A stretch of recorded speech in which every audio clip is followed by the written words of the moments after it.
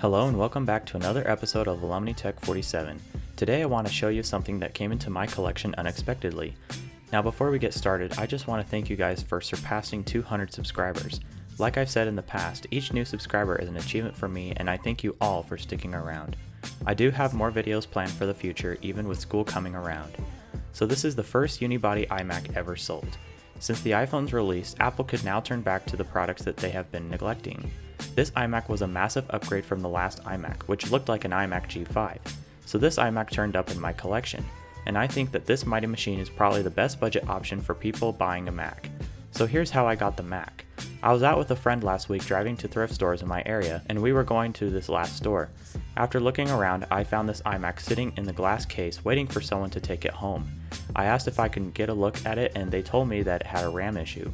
They said that it beeped 3 times when turned on. This sound is an error sound that comes from an iMac and it sounds like this. I could only assume that there was either no RAM in the Mac or the RAM was having some issues. Since I had RAM at home that might fix the problem, I went and, with some help of my friend, bought the iMac for a low steal of a deal price of $45. I was anticipated to bring it home and to check the RAM. I got home and I located the RAM door slot on the bottom and found that there wasn't actually any RAM inside it. This was when I knew that I got this thing for an excellent price. And another reason for that is because this iMac is actually a 24-inch iMac, not a 20-inch. All it needed was RAM. I put in some RAM and got a fan blow and nothing displaying. So I got another brand of RAM, put it in, and the iMac booted with a question mark. I was excited that the Mac just needed an OS and that was it. I was eager to see this thing fully working, so I put a hard drive with Lion on it and put it back together. After plugging it back in, it booted into macOS 10 Lion and it was working like any other Mac. Now that I have a working Mac, what are the specs? This iMac from mid-2007 has an Intel Core 2 Duo with a 2.8 GHz and 6.8 MB of cache. That is the higher end version CPU that was shipped at the time.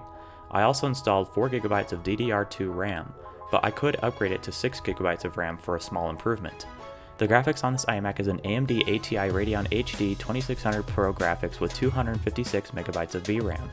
The display is also a 1080p display at the 16:10 ratio, giving it a resolution of 1920 by 1200. For 2007, that isn't too bad and it plays fair with most tasks. Now, with a hard drive in this iMac, it performs pretty slow. Even with Lion, I couldn't do much with lots of lag coming in. If you are planning on ever getting an older iMac with a hard drive, I strongly recommend that you buy an SSD for your Mac. I bought mine for this iMac for just $21. You can buy it on eBay, Amazon, or Newegg. Since I bought mine on Amazon, it arrived quickly and I proceeded to open the iMac. With these models of iMacs, it's pretty easy to fix assuming you have the right tools. I first suction cup the glass to remove it, then you remove 8 T8 Torx screws surrounding the display. Then the whole metal apparatus comes off, and then there are 8 other T8 screws holding the display itself down. Then I unplug the first 2 cables connected to the display, with the first one being held by 2 T6 screws. I also didn't forget to unplug the camera cable up top as well.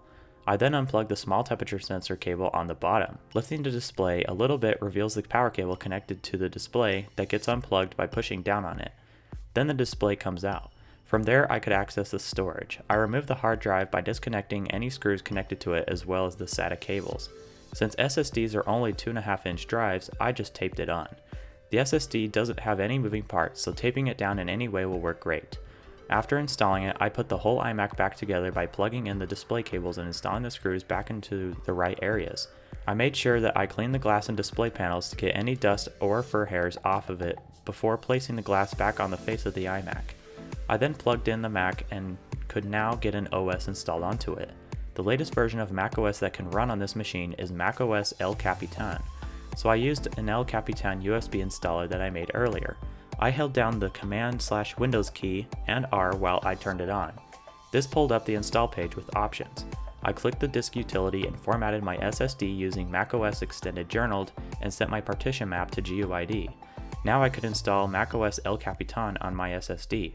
After 30 minutes, it was done installing. And with those steps out of the way, I now have a decent Mac running a version of macOS that is only 4 years old. Now I could have put Sierra on this Mac using a modified version of macOS, but there would almost be no point since El Capitan is almost like Sierra anyway. So with a new SSD and a modern operating system, what could I do with this 2007 iMac? The answer is quite a lot. I can play Minecraft with the graphics set to fast and the render distance set to 8, with frames going to 50 frames per second and sometimes hitting 60 FPS. That is impressive, especially since this computer is 13 years old. I can play YouTube with 1080p flawlessly in 1440p with dropped frames. Video surely looks stunning on a beautiful large 24-inch iMac. And with a big display, you can see all of your work on it too. Word processing, presentation making, and spreadsheet making all work flawlessly on this machine. Other websites and browsing the internet works excellent since this iMac has an Airport Extreme card offering 802.11 and Wi-Fi receiving.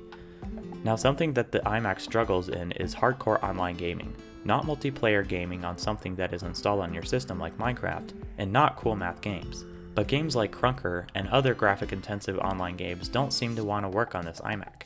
In Crunker, I couldn't even get past the 3rd frame, and I was blindly shot before I could even begin turning my head. But other than that one little thing, this iMac is the best budget iMac that you should go for if you are doing mild tasks daily.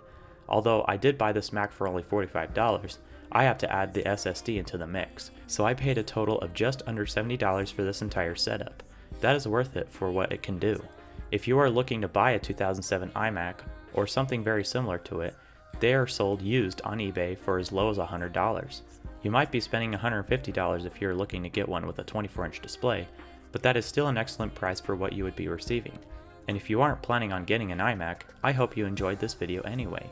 If you like what you saw, make sure to leave a like and hit that subscribe button. If you haven't already, make sure to follow me on Instagram and Twitter at AlumniTech47 for behind the scenes and other live updates. Thank you guys so much for watching, and I'll see you in the next video.